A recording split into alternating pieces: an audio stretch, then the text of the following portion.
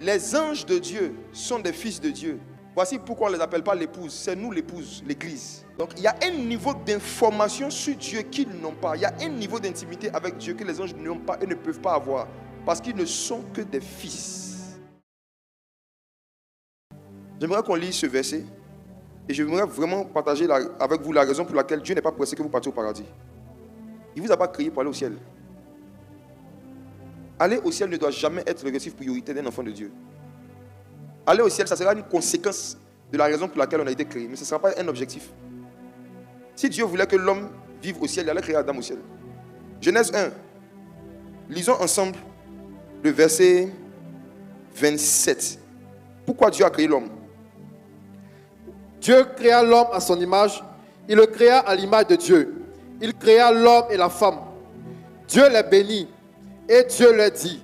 Non, verset 26. Puis Dieu dit, faisons l'homme à notre image, selon notre ressemblance, et qu'il domine sur les poissons de la mer, sur les oiseaux du ciel, sur le bétail, sur toute la terre et sur tous les reptiles qui rampent sur la terre. Pourquoi Dieu a créé l'homme? C'est pour qu'il domine sur toute la création. Donc Dieu a créé l'homme pour que l'homme vive sur la terre, pour faire un travail pour lui sur la terre. Donc Dieu n'a pas créé l'homme pour que l'homme naisse et puis qu'il parte au ciel. C'est pourquoi quand tu nais de nouveau, tu es là. Beaucoup d'entre nous, on aurait souhaité que vraiment après la conversion, Jésus nous prenne pour partir. Mais si Jésus te prend pour partir juste après ta conversion, il n'aurait pas accompli l'objectif pour lequel tu es né de nouveau. Tu es né de nouveau parce que tu dois dominer sur certaines choses sur la terre. Créons l'homme afin qu'il domine. Celui qui ne domine rien n'est rien. Toi, tu domines qui dans quoi? Dieu ne nous a pas créés pour qu'on l'adore. L'adoration, ce n'est pas le motif pour lequel nous avons été créés. L'adoration est l'un des moyens qu'on utilise pour faire ce pour quoi on a été créé. Dieu ne nous a pas créés pour qu'on l'adore. Encore moins pour qu'on chante pour lui. Il y a trop de dangereux chanteurs au ciel, les gars. Michael, les Gabriel, tous les anges là. Dieu n'avait pas besoin de nous créer encore pour qu'on chante pour lui. Ce n'est pas pour ça qu'il nous a créés. Parce que beaucoup de chrétiens, à force d'avoir écouté certains chants, pensent que Dieu les a créés pour chanter pour lui. Au point où certains se disent que quand ils vont aller au paradis, on dit les activités qu'on va faire quand on sera au ciel là. On dit louange, adoration. Il y en a qui sont convaincus que quand ils seront sauvés, on va passer leur journée à chanter. C'est pour ça que beaucoup aussi ne veulent pas aller là-bas vite. La raison pour laquelle Dieu nous a créés sur la terre, c'est afin qu'on domine. Il y avait quelque chose à dominer, il y avait quelque chose à assujettir. Dieu voulait que son règne vienne sur la terre, comme au ciel. Et c'est pourquoi Jésus nous a demandé de prier. Quand vous priez, ne dites pas notre Père, viens nous prendre de la terre pour aller au ciel. Dites, notre Père, que ton règne vienne, pas faire nous partir dans ton règne. Vous priez pour aller dans le règne. Oh, Dieu dit de prier pour que le règne vienne. Ça veut dire que vous allez durer sur la terre. Donc mes frères et sœurs, Dieu crée Adam, c'est parce qu'il y avait un travail à faire sur la terre. Il y avait un travail. Et ce travail-là, c'est quoi? Dieu cherchait quelqu'un qui allait manifester la même autorité sur la création que lui, il manifeste dans le ciel. Il cherchait quelqu'un, en fait, qui allait dupliquer sur la terre le niveau de puissance, le niveau de sérénité, et puis le niveau de sagesse et de règne que lui manifeste dans le ciel. Dieu cherchait sur la terre un jumeau. Il cherchait une copie conforme. Il cherchait quelqu'un, il cherchait un ambassadeur, un représentant de son royaume, mais sur la terre. Imaginez-vous l'ambassadeur de France en Côte d'Ivoire, qui ne fait qu'appeler le président chaque semaine pour dire viens me chercher, viens me prendre, quand est-ce que tu viens me prendre? Comment le président va le voir? Tu ne fais pas attention, on le met en prison même. Nous sommes ambassadeurs de Christ. Nous sommes ambassadeurs de Christ. On a un travail de représentation à faire dans tous les secteurs d'activité où on travaille, où on est établi. On est censé dominer dans tous les secteurs d'activité sur ceux et celles qui se comportent comme des animaux des champs. Dieu nous a établis pour qu'on domine sur tous ceux qui se comportent comme des reptiles, comme des oiseaux du ciel, afin qu'ils dominent. Mais pourquoi on voit clairement le lien entre la première mort que Christ a vécue à Gethsémane et le premier Adam? Il faut qu'on analyse certaines idées préconçues. J'ai toujours cru, pendant des années, comme il me l'a été répété souvent dans les milieux religieux où je suis passé, que Dieu a créé Adam dans le jardin d'Éden. N'est-ce pas? Dieu a créé Adam dans le jardin d'Éden, c'est ça? Genèse chapitre 2. Adam était créé où? Genèse chapitre 2, versets 7 à 8. L'Éternel Dieu forma l'homme de la poussière de la terre. Il souffla dans ses narines un souffle de vie et l'homme devint un être vivant. Puis l'Éternel Dieu planta un jardin en Éden, du côté de l'Orient, et il y mit l'homme qu'il avait formé. Au vu de ce que vous venez de lire, entre le jardin d'Éden et Adam, qui a existé avant qui? Adam. Dieu, au verset 7, a formé l'homme de la poussière de la terre. Dieu, au verset 7, a soufflé dans les narines de l'homme. Et c'est après tout ça que Dieu, maintenant, est allé planter un jardin en Éden, au verset 8. Donc, au moment où Dieu était en train de créer Adam, et où Adam était né et s'est levé, le jardin d'Éden n'existait pas. Adam a été créé en dehors du jardin. Et Dieu, après, a créé un jardin dans lequel il a pris Adam et il a déposé le jardin en Éden. Quand on dit jardin en Éden, ça veut dire que Éden n'est pas un jardin. Il y avait Éden et puis il y avait le jardin. Adam a été créé en Éden, mais pas dans le jardin. Dieu a pris Adam d'Éden et il l'a mis dans le jardin qu'il avait planté en Éden. Donc la raison pour laquelle jusqu'à aujourd'hui, aucune caméra, aucun satellite, aucun GPS ne peut retrouver le jardin d'Éden, c'est parce que le jardin est en Éden. Donc il faut d'abord trouver Éden. Celui qui n'arrive pas à voir Éden ne pourra pas voir le jardin parce que le jardin est en Éden.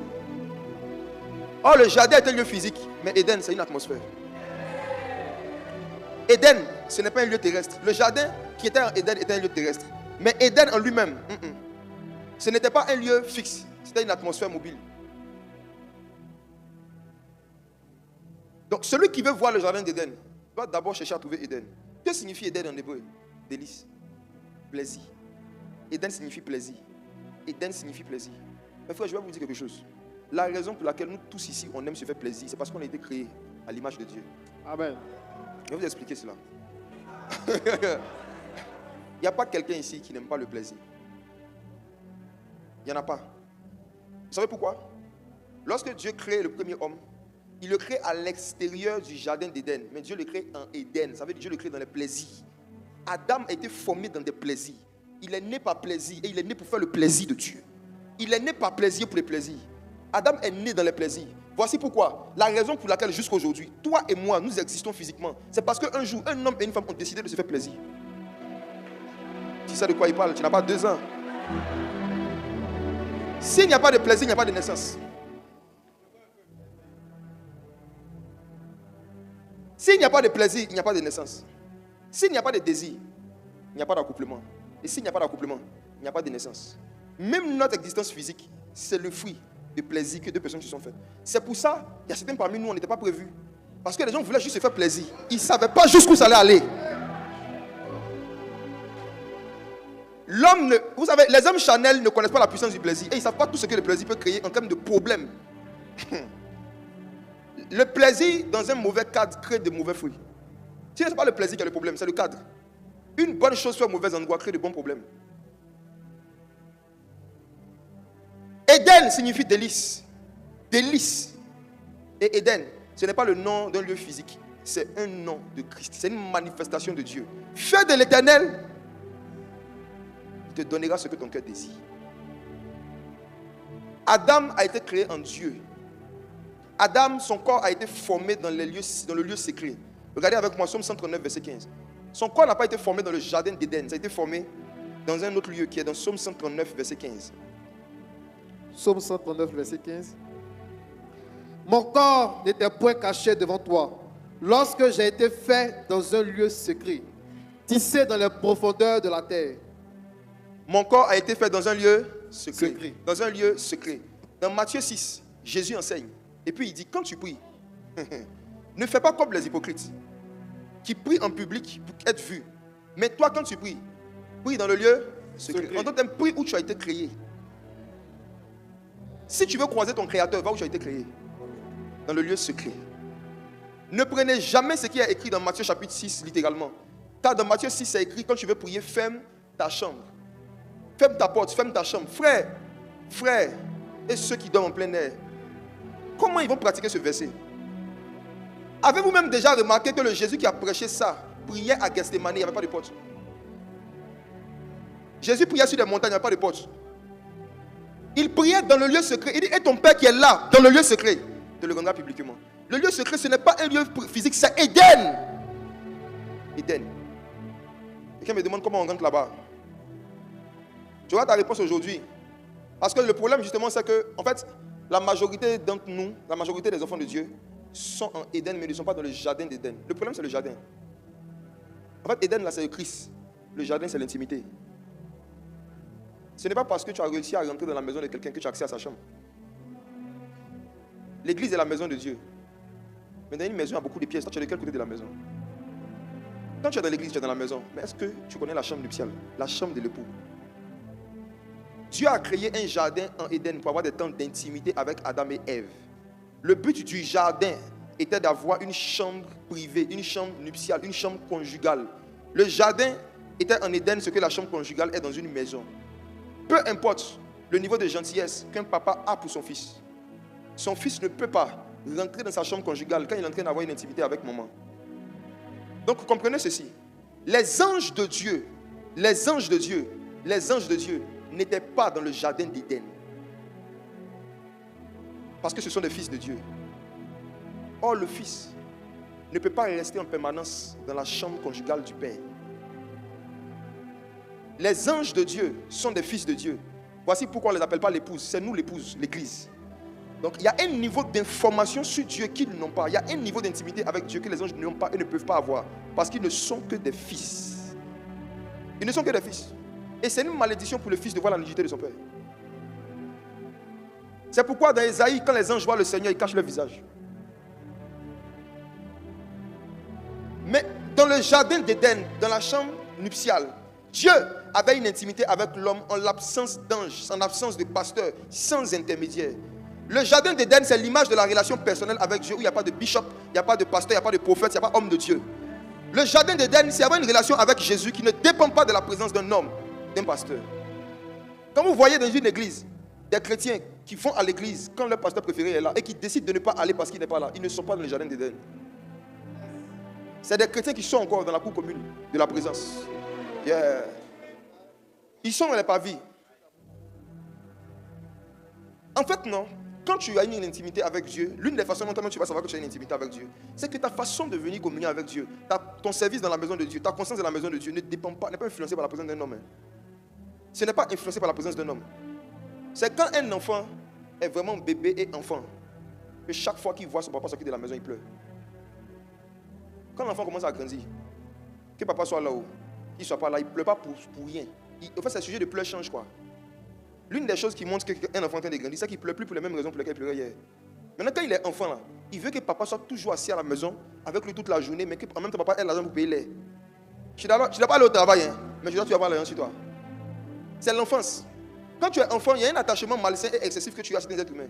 Quand tu es enfant dans les choses de l'esprit, il y a un attachement idolâtre, bizarre, malsain que tu as à l'être humain. En même temps, tu dis, moi je suis venu ici pour Dieu, je ne viens pas pour un homme. Mes frères, dans le jardin d'Éden, Dieu pouvait venir communier avec l'homme sans qu'il y ait un sacrificateur, sans qu'il y ait un temple, sans qu'il y ait un groupe musical. Adam n'attendait pas d'abord que le groupe musical joue un chant avant de commencer à adorer Dieu. Adam n'attendait pas qu'on lui dise de prier avant de commencer à prier. En fait, dans le jardin d'Éden, dans l'intimité avec Dieu, tu ne pries pas Dieu, tu n'adores pas Dieu, tu ne fais même pas des offrandes lorsque quelqu'un est en train de te conduire. Quand tu vas arriver à un certain niveau d'intimité avec Dieu, tu ne vas même pas attendre de venir dans l'église pour faire une offrande. Si c'est à Dieu que tu donnes et que Dieu est dans ta chambre quand tu l'adores, pourquoi ne déposes-tu là pas ton offrande? Dans le jardin d'Éden, Dieu peut se dénuder. Dieu peut se révéler. Dieu peut enlever des voiles qu'il a mis sur certains aspects de sa personnalité, dans le but que l'homme puisse communier avec lui intensément pour son propre plaisir spirituel. Ce que vous ressentez lorsque vous découvrez des révélations sur Christ, ce que vous ressentez lorsque vous sentez la présence de Dieu fortement physiquement, ce que vous ressentez lorsque quelqu'un est en train de vous éclairer sur des choses qui concernent Jésus, c'est ça qu'on appelle Éden, ce plaisir, ce délice là. Parce qu'on dit Réma est doux là. C'est-à-dire que le goût du Réma, c'est le goût de l'intimité. C'est-à-dire, c'est un plaisir que tu ne peux pas expliquer. Et c'est un plaisir, en fait, qui peut... En fait, la particularité de ce plaisir-là, c'est que c'est un plaisir que tu peux ressentir pendant longtemps. Sans interruption. Mes frères et sœurs, Satan, le serpent ancien, n'avait même pas lui-même le droit de venir physiquement ou de venir en forme propre comme ça dans le jardin d'Éden. Si Satan voulait rentrer dans le jardin, il devait passer par quelqu'un qui avait le droit légal d'y être.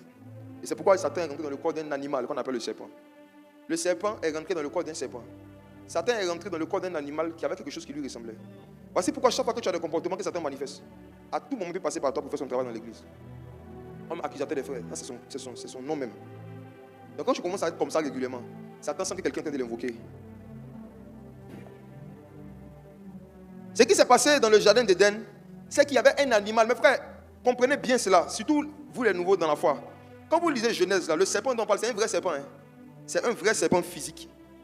Maintenant, Satan est rentré dans son corps. Satan est rentré dans son corps pour parler à Ève. Satan a possédé le corps d'un animal pour pouvoir parler avec Ève.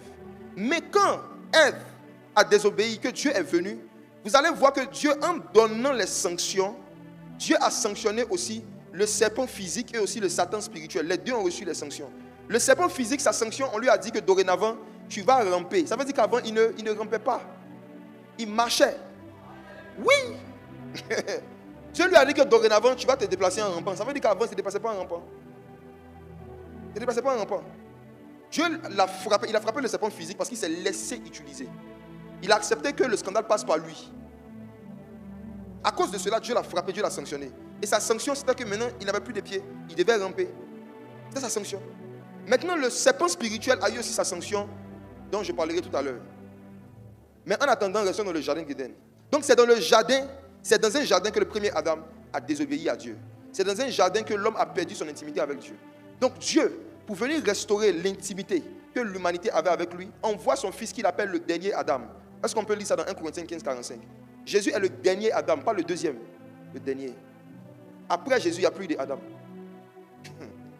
1 Corinthiens 15, verset 45.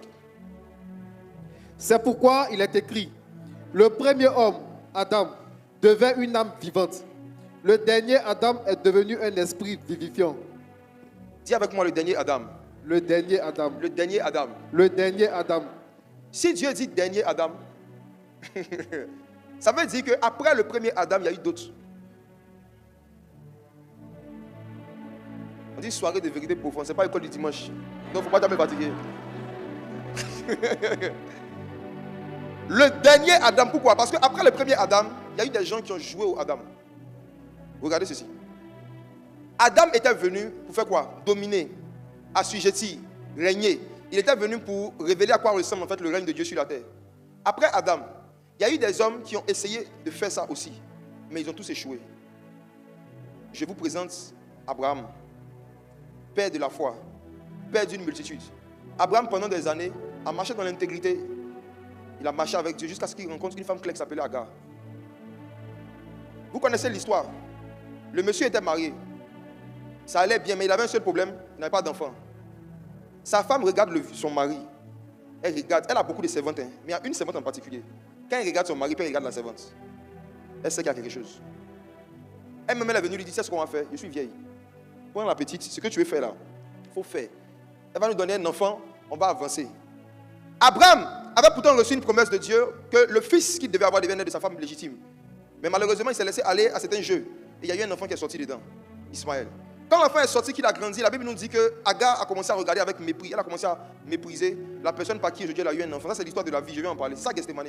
Gethsemane, Golgotha, en fait, c'est des moments où tu es méprisé par des gens que tu as aidés hier. Les gens te regardent aujourd'hui de haut parce qu'ils estiment qu'aujourd'hui, eux, ils sont quelque chose que tu n'es pas. Ou toi, eux, ils ont quelque chose que toi, tu n'as pas. Agar, qui n'avait jamais espéré un jour se marier, encore moins se marier avec un homme riche, a commencé à regarder mal avec mépris, a commencé à se moquer, à critiquer la personne qui lui a donné accès à cet Abraham avec qui elle a eu un enfant. La Bible dit qu'à un moment, Sarah n'a pas supporté ce mépris, ce déshonneur. Et Sarah a poussé Abraham à chasser Agar et ils l'ont chassé. Donc vous voyez qu'Abraham n'a pas eu un parcours sans faute. Aucun des hommes de la foi, citez-moi n'importe qui, de Abraham jusqu'à arriver à Christ. Dieu a fait exprès de toujours mettre en relief arrivé un moment. Non seulement les bonnes œuvres que ces hommes ont posées, mais il a montré aussi soit des péchés ou soit des erreurs que ces gens ont commis pour dire que ce ne sont pas par eux que Dieu va sauver le peuple. Ce ne sont pas par eux. Il n'y a aucun sauveur infaillible qui existait avant Jésus. Les gens ont essayé de sauver. Moïse m'a essayé de sauver. Moïse a essayé de sauver. Mais bon, Moïse était un descendant d'Abraham. Il était un descendant de Jacob. Donc au début, il a commencé à Séphora. Puis après, il a vu une petite Éthiopienne. Lui aussi, il a fait le même truc. Vous connaissez l'histoire. C'était dans son sang. Myriam et Aaron ont mis leur bouche dedans. Qu'est-ce qui est arrivé? Ils ont frappé Myriam. C'est Myriam qui ont frappé. Ça aussi, il y a une raison à ça. Ils ont laissé Aaron dans l'affaire. Aaron est devenu sacrificateur. Lui, il a eu promotion.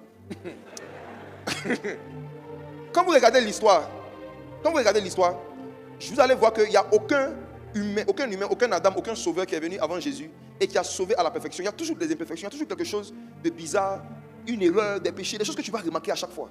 Et mes frères et sœurs, Jésus vient sur la terre et il dit une phrase que nous connaissons, mais dont je pense qu'on n'est pas assez conscient de la réalité. Et c'est la raison pour laquelle on est choqué bêtement par beaucoup de choses à chaque fois. Non, l'homme là, il m'a dessus, les gars. Jésus marche avec 12 apôtres. Il fait exprès, pendant que les 12 apôtres sont là, 12 bergers, ils sont 13. Ils sont 13, non? Puis il dit aux gens, je suis le bon berger. Attendez. Il dit, Jésus s'entoure de 12 bergers. Et puis devant les 12, Jésus dit à la foule, je suis le bon berger. Et les 12 là, c'est comment? Il savait le comportement que Pierre allait faire. Donc il a commencé à préparer les gens. Pierre, c'est un berger. Mais le seul berger qui est bon ici, c'est moi. Je suis le bon berger. Ça veut dire que les autres bergers là ne sont pas bons. Vous avez dit Dieu est bon. Si quelqu'un n'est pas Dieu, je dis que tu as découvert qu'il n'est pas bon, c'est choquant. Mais tu n'as pas plus choqué que Dieu. Parce que c'est Dieu qui sait qu'il n'est pas bon puis qu'il a fait berger. À moins que ce soit Satan qui l'ait appelé. C'est pourquoi vous ne devez pas être idolâtre d'un pasteur, d'un homme de Dieu, d'un prophète. Respectez, honorer, il n'y a pas de problème. Mais il faut que votre attachement ait des limites. Et que votre attachement soit dans la limite de votre conscience que même Élie là, c'était un homme de la même nature que nous. C'est pas Kwaku, pasteur Kwaku qui sera différent. Oui, oui. Les hommes de Dieu, quand Dieu les utilise beaucoup dans le domaine de l'onction, dans le domaine des miracles, comme je suis dedans, je connais, il y a une tentation à un moment de laisser les gens croire que nous sommes des êtres surnaturels particuliers. Il y a une tentation de laisser les gens croire que nous, en fait, on n'est pas l'homme quoi. Oui, les gens croient ça et développent ça sans que tu le dises quand ils te voient manifester le surnaturel à un certain niveau. Maintenant, si toi tu sais, Dieu est en train de parler aux serviteurs de Dieu, tu dois comprendre que le seul bon berger là, c'est Jésus. Et l'une des façons de les aider à se rappeler de ça, l'apôtre Paul dit, je me glorifie de mes faiblesses, afin que la puissance de Christ repose sur moi. Quelqu'un qui prêche, qui ne parle jamais des erreurs qu'il a commises depuis qu'il a commencé, qui ne parle que des exploits qu'il a fait, c'est un faux. Quelqu'un qui ne dit jamais, je reconnais que j'ai mal fait telle chose avant un moment, je reconnais que ça il faisait mal. Lui, quand je le regarde là, son parcours est immaculé conception. Il y a un souci. Il y a un souci. Mes frères, le dernier Adam est le seul qui a eu un parcours sans faute. Le dernier Adam est le seul agneau sans défaut. Dieu cherchait un agneau sans défaut. Un agneau sans défaut. Ça veut dire que même quand tu rencontres un frère en Christ ou une soeur en Christ, peu importe la façon dont la personne se comporte comme un agneau, il y a forcément un défaut quelque part. Le seul agneau sans défaut, c'est qui? C'est Jésus. Le seul agneau sans défaut, c'est Jésus. Et on l'appelle le dernier Adam. La Bible dit que le premier est devenu une âme vivante. Le dernier est devenu un esprit vivifiant. Le premier Adam, lorsque Dieu a soufflé dans ses narines, effectivement, on dit qu'il est devenu une âme vivante. Ça veut dire qu'il était une âme quoi? Quand Dieu a créé Adam, il a créé mort. Et après, il a soufflé dans ses narines pour qu'il ressuscite. Adam a commencé sa vie par la résurrection. Dieu a créé Adam mort. Et Dieu souffla dans ses narines un souffle de vie. Au moment où Dieu a soufflé, il existait déjà, mais il était mort. Donc comment est-ce qu'on rentre dans le jardin d'Éden en acceptant certaines morts? On rentre dans le jardin en acceptant de mourir à certaines choses. On rentre dans le jardin en acceptant certaines injustices, certaines souffrances. On rentre dans le jardin en acceptant que certaines personnes laissent tuer des choses que parfois on a mis du temps à construire. Tout le monde est en Éden, mais il n'y a pas beaucoup de personnes dans le jardin. Parce que quand Dieu nous donne les opportunités de mourir souvent, on ne veut pas mourir, on veut courir. On veut fuir. Le dernier Adam, lui aussi, comme vous le savez, a connu la mort. Et on va en parler. Mais mes frères, sa mort, je le répète, n'a pas commencé à Golgotha. Golgotha était une finalité. Sa mort a commencé où? À Gethsémani. Pourquoi sa mort a commencé à Gethsémani? Le premier Adam a désobéi à Dieu dans un jardin. Et tout ce temps d'intimité avec Dieu était dans un jardin. Le dernier Adam vient sur la terre. Pour réparer tout ça, la Bible nous montre, on va commencer à le lire, lisons Matthieu 26, qu'il avait l'habitude de prier dans un jardin. Jésus avait l'habitude d'aller dans un jardin pour prier. Ce n'était pas à cause de la beauté du cadre. C'était à cause de la raison spirituelle et prophétique. Il fallait réparer dans un jardin ce qui a été gâté dans un jardin. Matthieu 26, verset 36. Là-dessus, Jésus alla avec eux dans un lieu appelé Gethsémani. Et il dit aux disciples, asseyez-vous ici, pendant que je m'éloignerai pour prier. Il prit avec lui Pierre et les deux fils de Zébédée Et il commença à éprouver de la tristesse et des angoisses. Luc chapitre 22, verset 41. Luc 22, verset 41. Luc chapitre 22, verset 41. Puis il s'éloigna d'eux à la distance d'environ un jet de pierre, et s'étant mis à genoux, il pria, disant, Père, Père, si tu voulais éloigner de moi cette coupe, toutefois, que ma volonté ne se fasse pas, mais la tienne. mes frères, Gethsémane est le lieu où la volonté du Fils est morte. La volonté de Jésus est morte. Si vous arrêtez sur ces deux versets, vous pouvez penser que c'est quand il partait mourir là, à Golgotha qu'il est parti prier à Gethsémane. Non, Jésus partait à Gethsémane depuis son enfance. Jean chapitre 18, verset 1 à 2. Lorsqu'il lui dit ces choses, Jésus alla avec ses disciples de l'autre côté du torrent de Cédron, où se trouvait un jardin dans lequel il entra, lui et ses disciples. Judas, qui le livrait, connaissait ce lieu parce que Jésus et ses disciples s'y étaient souvent réunis. Dis avec moi, s'y étaient souvent réunis. S'y étaient souvent réunis. S'y étaient souvent réunis. S'y étaient souvent réunis. Judas connaissait ce lieu parce que le serpent connaît le jardin.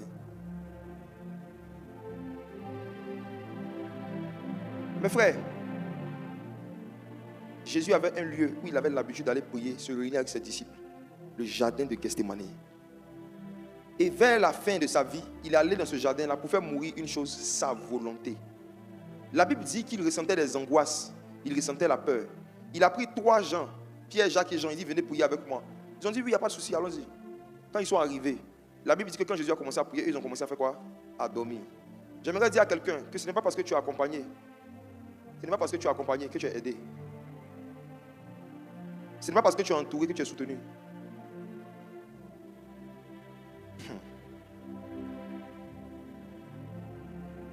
Ce n'est pas parce que tu es entouré que tu es soutenu. Jésus était entouré de 3 personnes. Mais c'était 3 personnes qui ne portaient pas le poids qu'il était en train de porter. C'est 3 personnes qui se sont rapprochées de lui juste pour mieux dormir.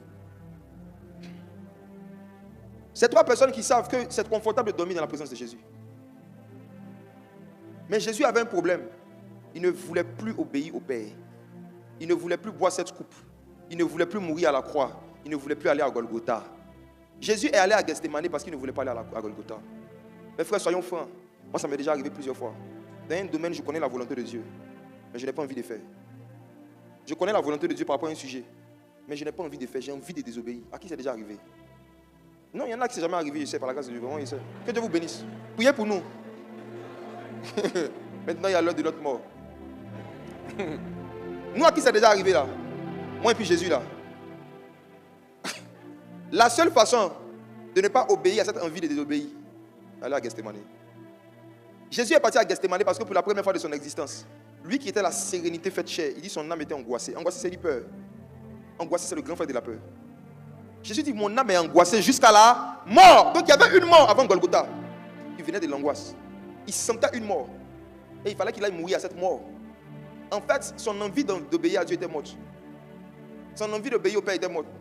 Il n'avait jamais senti ça avant. C'est ce qu'on appelle les désirs de la chair. Jésus devait faire l'expérience dans sa chair des désirs de la chair. Lui qui n'avait jamais péché, qui était le dernier Adam, il devait faire cette expérience. Même pour accomplir et pour réparer ce qui s'est passé dans le jardin d'Éden, il devait aller aussi dans un jardin et aller obéir dans un jardin là où Adam a désobéi dans un jardin. Le jardin était un lieu de désobéissance. Voici pourquoi il fallait un jardin pour son lieu d'obéissance. Donc il va dans le jardin et il confesse son désir de désobéir. Il ne fait pas semblant comme beaucoup d'entre nous. Il dit clairement à Dieu, je n'ai pas envie de boire cette coupe. Je n'ai pas envie de faire ce pourquoi tu m'as créé. Parce que je vois les souffrances qui sont dedans. Je vois l'ingratitude qui est dedans. Et regarde les 3 qui sont derrière là-bas. Ils doivent me laisser derrière seul. J'imagine devant. Je n'ai plus envie de continuer cette mission. Toutefois, pas ma volonté, mais la tienne. Voici la mort. Il a obéi jusqu'à la mort. En fait, il a décidé que son désir de ne pas boire la coupe meurt là. Et qu'il allait accepter la volonté difficile de Dieu.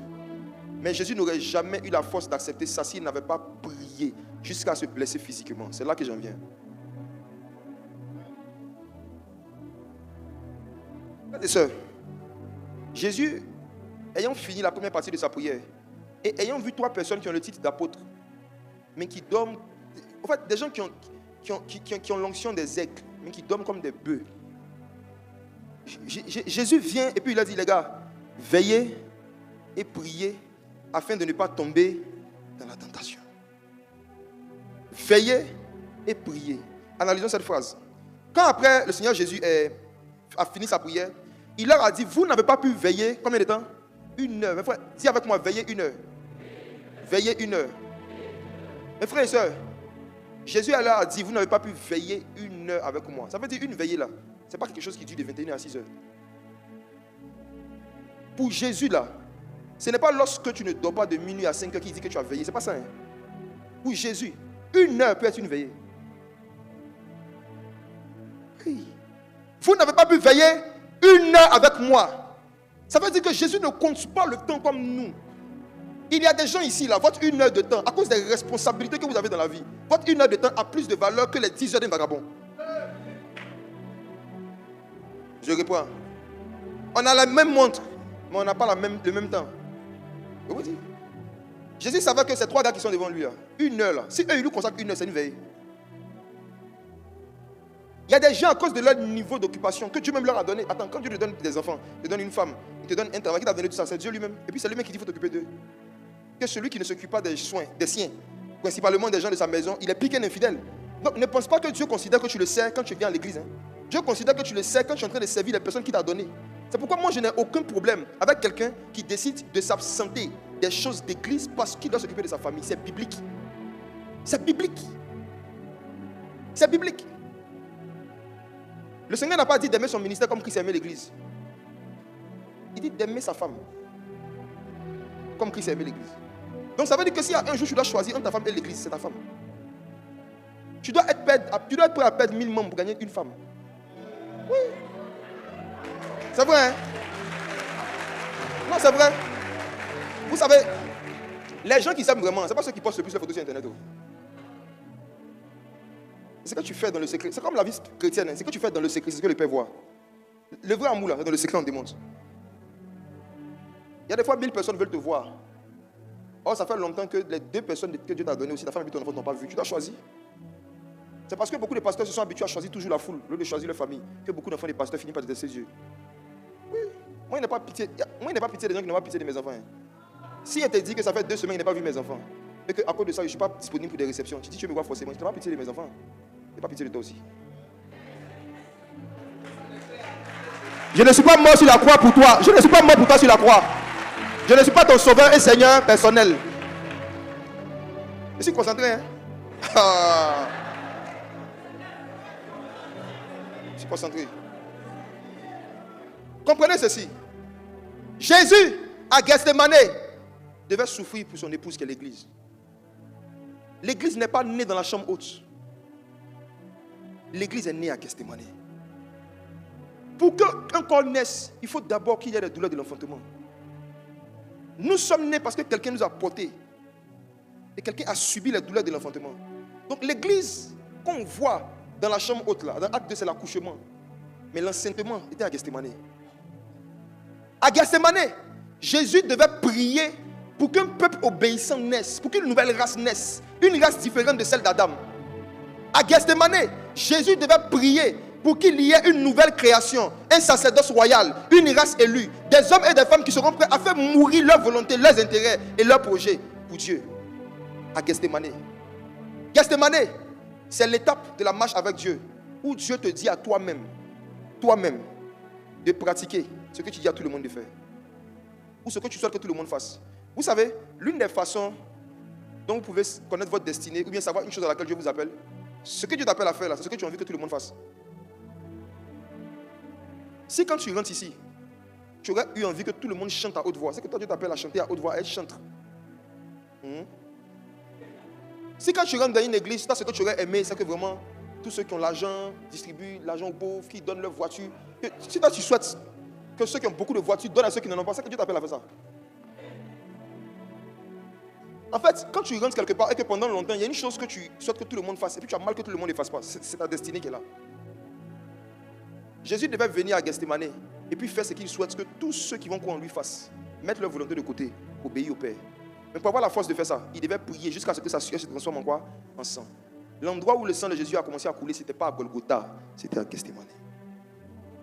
La Sainte Seine que nous prenons, que nous allons prendre ce soir, n'oubliez plus jamais que chaque fois que vous buvez ça, vous êtes en train de boire la sueur de Jésus. C'est sa sueur qui s'est changée en sang. La Sainte Seine est aussi la sueur de Jésus. Parce que l'une des malédictions que Jésus devait briser était la malédiction qui avait été mise dans le jardin d'Éden sur le premier Adam. Tu gagneras ton pain à la sueur. Écoutez ceci, écoutez. Il y a un problème de sueur, que Adam a créé. Adam a créé un problème qui a fait que Dieu a dû maintenant lier l'obtention d'un pain à une sueur qu'un Adam doit verser. Quand Dieu disait à Adam, tu gagneras le pain à la sueur de ton front, il n'existait pas de boulangerie. Même la farine n'existait pas. Dans le jardin, il y avait farine. Il n'y avait pas de farine, il n'y avait pas de boulangerie dans le jardin d'Éden. Mais Dieu lui parlait d'un pain qu'on ne va acquérir qu'à la sueur d'un front. Maintenant, le dernier Adam vient. Et puis il dit, quand vous priez, dites notre Père, donne-nous le pain. Pourtant, à aucun moment, Dieu n'a dit qu'il va donner le pain en demandant. Il dit, c'est sueur. Jésus dit, vous là, quand vous priez, ne dites pas que c'est à la sueur de votre front que vous allez avoir le pain. Demandez seulement votre pain. Pourquoi? Parce qu'il y a une sueur qui va payer pour vous. Enfin, quelqu'un va payer sa sueur. Il y a une sueur qui va faire que vous n'aurez pas besoin d'utiliser votre sueur. Non. Vous devez utiliser le sang de celui dont la sueur s'est changée en sang. Écoutez-moi. Plus vous allez connaître l'œuvre de la croix, plus vous allez avoir de l'inspiration. Et plus vous allez avoir de l'inspiration, moins vous allez faire des transpirations. L'œuvre de la croix là, la raison pour laquelle on doit méditer dessus, c'est pour arrêter de vouloir faire des œuvres que Jésus a déjà fait. Pour pouvoir obtenir des bénédictions qu'on n'obtient pas par les œuvres, mais par la foi en celui qui a déjà fait l'œuvre. Plus tu comprends son œuvre, moins tu as envie de faire certaines œuvres inutiles. Je vous l'ai dit, un homme de Dieu m'a demandé il y a quelques jours qu'il a vu la vidéo où j'ai dit la pluie va s'arrêter dans tel temps, ça va s'arrêter. Il m'a demandé j'ai prié combien d'heures avant de venir au programme. Je lui ai dit, homme de Dieu, si tu veux je donne le numéro de ma femme, je donne le numéro de tous mes collègues. En vérité, ce vendredi là, moi j'étais au bureau. J'ai travaillé de 8h à 18h. Et puis je n'ai pas jeûné, j'ai mangé. J'ai dit le jour là, de toute façon j'ai mangé à midi. Il lui a dit que j'ai mangé à midi. Le soir avant de venir à la veille, j'ai mangé foutu. J'ai mangé, non, en toute franchise. Il n'est pas venu faire comme certains que vous avez dit, vous savez, il faut payer le prix. Payer le prix. Moi, il a décidé d'être honnête. Et il a vérité. Il dit, moi, j'étais au travail. Comme toi, comme tout le monde, moi, j'ai travaillé quand il fini. Je me suis juste changé, j'ai mis mon foutu. J'ai rendu gloire à Dieu. Je suis passé au stade de la BAE. Il n'a rien fait d'extraordinaire. Il me dit, et les jours avant? Il dit, les jours avant, demande à il était au travail. Je lui ai dit, les miracles qui se sont passés. Il lui a dit, la vidéo que toi tu as vue là, la pluie là, ça c'est ce que toi tu as vu. On a coupé le direct à un moment. Demande à ceux qui étaient là ce qui s'est passé après. Je lui ai dit, si parce que tu as un programme de guérison et de miracles, tu décides d'aller te meurtrir dans des jeûnes et des prières pour le programme, tu es en train de dire à Dieu que ce n'est pas mes meurtrissures qu'ils seront guéris. Ce n'est pas mes meurtrissures. Or, Esaïe a dit que ce n'est pas ses meurtrissures que nous sommes guéris. Donc, Jésus a déjà été blessé pour que les gens aient des miracles. Pourquoi moi, elle me blesser? Je mange. Par rapport au jeûne, les pharisiens ont demandé à Jésus pourquoi tes disciples ne jeûnent pas. Jésus dit, il arrivera un moment où l'époux leur sera enlevé, alors ils jeûneront. Il n'a pas dit qu'ils jeûneront parce qu'ils ont un programme, une veillée. Les amis de l'époux ne jeûnent pas par rapport à une conférence, ils jeûnent par rapport à une relation. Je ne fais aucun lien entre ma vie de jeûne et la puissance qui se manifeste. Il n'y a aucun lien. C'est la puissance de son sang. C'est parce qu'il a saigné à Gethsémane. C'est ce qu'il a fait à Gethsémane. C'est ce qu'il a fait à Gethsémane. Ça n'a rien à voir avec moi. C'est Gethsémane, c'est pas moi. On vous a trop mystifié. Non, sérieux. Vous a trop mystifié. Vous a trop mystifié. La puissance est dans le sang de Jésus. Ce n'est pas dans ta vie de jeûne. On jeûne par rapport à l'époux, la relation avec l'époux. L'époux là sera enlevé. Ça veut dire que c'est quand Jésus te manque que tu dois jeûner. C'est quand il te manque. C'est quand il te manque. Quand tu reconnais humblement que tu t'es éloigné de lui, si tu as commis des péchés, tu médites plus, tu pries plus, tu as fait des choses, tu sens que tu n'es plus proche de Jésus, tu décides de jeûner parce que tu sens que l'époux t'est enlevé. Maintenant on dit à programme au stade, c'est maintenant aller me concentrer. Écoutez-moi. Écoutez-moi. J'ai fait ça pendant des années. J'ai fait ça pendant des années. J'ai vu les fruits. Maintenant, quand j'ai commencé à méditer sur l'œuvre de la croix, j'ai vu un jour dans ma Bible, dans le livre des Actes, que la Bible dit qu'on prenait un linge, on mettait sur le corps de Paul, un mouchoir, on prenait ça, on met sur le corps de Paul. Et quand on prend le mouchoir, quand on dépose sur un malade, le malade est guéri. Quand on prend le mouchoir, quand on dépose sur un démoniaque, les démons sont chassés. Un mouchoir. Le mouchoir, je n'ai combien de jours pour être capable. En fait, le mouchoir a prié combien d'heures pour qu'il puisse chasser les démons sans parole. Le mouchoir opère dans la délivrance sans parler parce qu'il n'a pas de bouche. En l'absence de Paul. Un mouchoir. Si un mouchoir peut transporter l'onction et manifester l'onction sans parler, et moi qui ai plus de valeur qu'un mouchoir. Je ne fais plus aucun lien entre mes heures de prière, ma vie de jeûne et le niveau de puissance qui se manifeste. Je dois jeûner, je dois prier parce que l'époux m'a été enlevé, c'est tout. Mais ce qui concerne son œuvre, c'est pas ses maîtrises. Donc quand je me suis devant les malades, ou quand je dois opérer dans le surnaturel, je ne pense pas à mes heures de prière, je pense à son sang.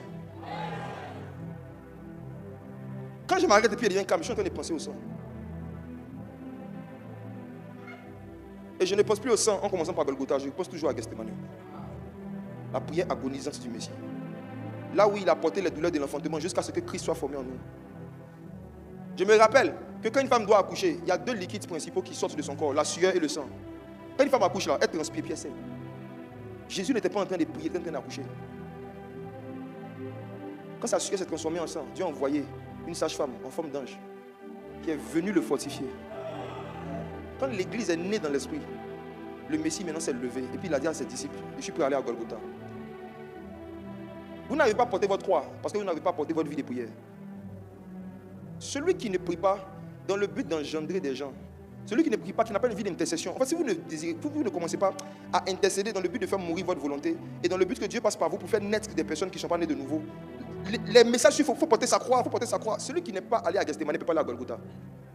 Tu vas entendre du fait que faut porter ta croix, tu n'as jamais pouvoir faire, tu n'as pas la force. On prend la force où? Dans la prière, dans l'intercession. Où tu dis, Seigneur, en fait, à Gethsémani, on ne confesse pas ses péchés, on confesse ses mauvais désirs. J'ai envie que cette coupe s'éloigne de moi. Je n'ai pas envie de faire telle chose. Seigneur, à faire des ministères si fatigués. Moi, envoie un message à mes gars, il y a les gars. Moi, il y a un chanteur. Il aide moi à faire des pasteurs si fatigués. J'ai fait mon album, ça va finir. J'ai fait mon album, j'ai fait mes petits concerts. Ils vont m'étiqueter. Il y a des fois, c'est humain et c'est même christique de dire que je suis fatigué de cette coupe, même si c'est en or. À Gethsémani là, on ne joue pas au dangereux. On confesse qu'on est en danger. À Gethsémani, c'est plus que c'est le jardin d'Éden. Adam, dans le jardin, était nu devant Dieu. Il était nu devant Dieu. C'est-à-dire qu'il ne cherchait pas à cacher quelque chose à Dieu. Quand vous venez prier, déshabillez-vous. Ne parlez pas de tes habits physiques.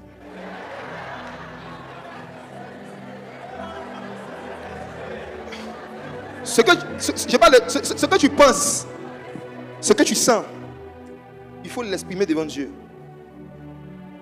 C'est ce que Jésus a fait. Il a exprimé ce qu'il sentait. Si pendant qu'il sentait des angoisses dans son âme, il venait faire comme toi, ô Éternel, tu es mon rocher, je t'adore, c'est l'hypocrisie gospel. Il est ton rocher comment?